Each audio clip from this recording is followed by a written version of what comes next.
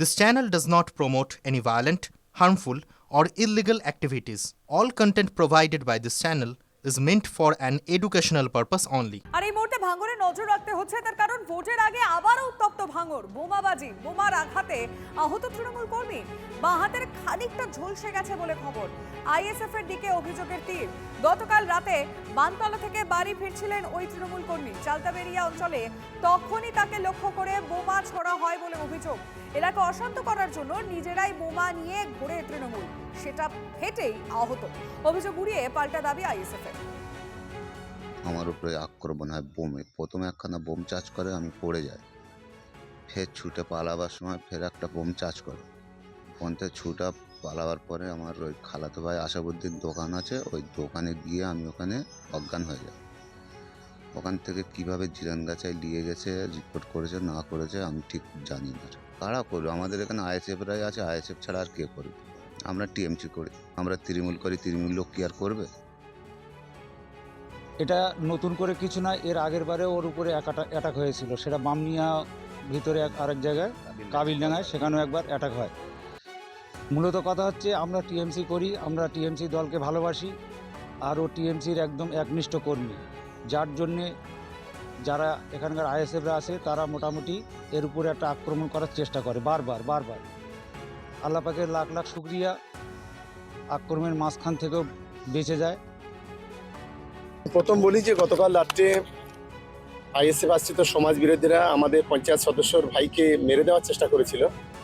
Bomb মেরেছিল, কিন্তু বোমটা হাতে লাগে। বোমটা গায়ে লাগলে হয়তো স্পট ডেথ হয়ে যেত। ভাঙড়ের মাটিতে যখন আইএসএফ দিনের পর দিন দুর্বল হচ্ছে, অস্তিত্ব হারাচ্ছে, তখন এই ধরনের সমাজ বিরোধী কার্যকলাপ, কোথাও গুলি, কোথাও বোমা, কোথাও খুন, এই নোংরা খেলা খেলছে। আর এই ঘটনাগুলো ঘটছে সমস্ত নওশাদের মদতে। এসআইআর বিক্ষোভে নওদায় তুলকালা। বিডিও অফিসের সামনে দফায় দফায় বিক্ষোভ। বহরমপুর আমতলা রাজ্য সড়ক অবরোধ করা হয়েছে। শুনানির নামে হয়রানির অভিযোগ তুলে নওদা ব্লক অফিসের সামনে বিক্ষোভ দেখায় স্থানীয় বাসিন্দারা। দীর্ঘক্ষণ রাজ্য সড়ক অবরোধে তীব্র যানজট, ভোগান্তি।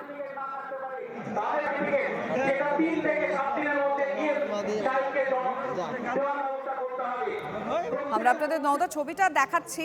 সেখানে এসআইআর শুনানির নামে হয়রানির অভিযোগেই রাজ্য সড়ক অবরোধ করা হয়েছে এবং সাধারণ মানুষ তারা এই বিক্ষোভে সামিল হয়েছে। দীর্ঘক্ষণ যান চলাচল স্তব্ধ। নওদা ব্লক অফিসের সামনের ছবি দেখছেন আপনারা, যেখানে স্থানীয় বাসিন্দারা বিক্ষোভ দেখিয়েছে এবং যানজটের কারণে সাধারণ মানুষ যারা রয়েছেন, যারা যাতায়াত করছিলেন সেই রাস্তায় একটা তীব্র ভোগান্তি। এই ছবিটা বহরমপুর আমতলা রাজ্য সড়ক, সেখানে রাস্তাটা ব্লক করা হয়। এসআইআরে হয়রানি, হলদিয়ায় রাজ্য সড়ক অবরোধ, রাস্তায় টায়ার জ্বালিয়ে, ড্রাম জ্বালিয়ে বিক্ষোভ। হলদিয়া মানিক মোড়ে উত্তেজনা। 269 নম্বর বুথের 1248 জনের মধ্যে 650 জনকে নোটিশ। বিক্ষোভকারীদের অভিযোগ, বেছে বেছে সংখ্যালঘুদের নোটিশ পাঠানো হয়েছে। দ্বিতীয়বার নোটিশের প্রতিবাদে চলছে রাস্তা অবরোধ। 2 সালে ভোট, আমারও 2002 সালে vote. Aadhaar card, PAN card, voter card সমস্ত দেখে এলো, তবু আমারও কেন ভুল এসছে? আমার বৌমার ভুল এসছে, আমার ছেলের ভুল এসছে। এসব কি হচ্ছে? কি মুসলমানের উপরে এত টর্চার হচ্ছে কেন? আমার বাপের 2002 এর লিস্টে নাম আছে। নাম থাকার পরে বলছে যে বিএলওর বলছে তোমার বাপের 6টা সন্তান, তার বেশি হওয়ার জন্য তোমার ডাক এসছে, এই জন্য তোমাকে যেতে হবে হিয়ারিং এ। তা এবার বাপের থাকলে হবে, এটা তো সরকারদের ঘোষণা আছে, বাপের থাকলে ছেলেদের মোটামুটি আর কারুর লাগবে না। কিন্তু এখন বলছে তোমাদের সন্তান বেশির জন্য তোমার হিয়ারিং হবে। সংখ্যালঘু মানুষকে বিশেষ করে যে হ্যারাসমেন্ট দিচ্ছে, সেই হ্যারাসমেন্টের প্রতিবাদে আজকে আমরা আজকে রাস্তা অবরোধ করেছি। তার একটা কারণ, আমার এই দেবগঞ্জ অঞ্চলে আছে 15টা বুথ,